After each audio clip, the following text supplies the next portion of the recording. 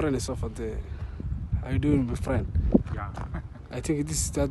If the first, what did you say? See there.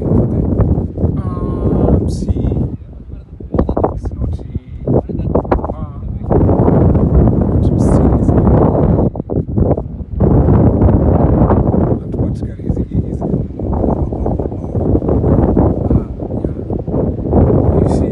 oxidation of copper. Yeah.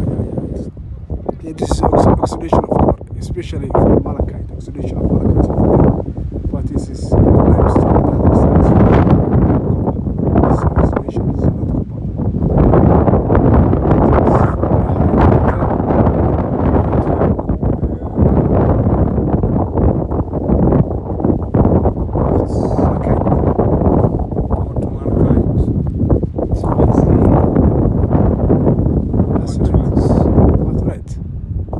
Chalco pyrite.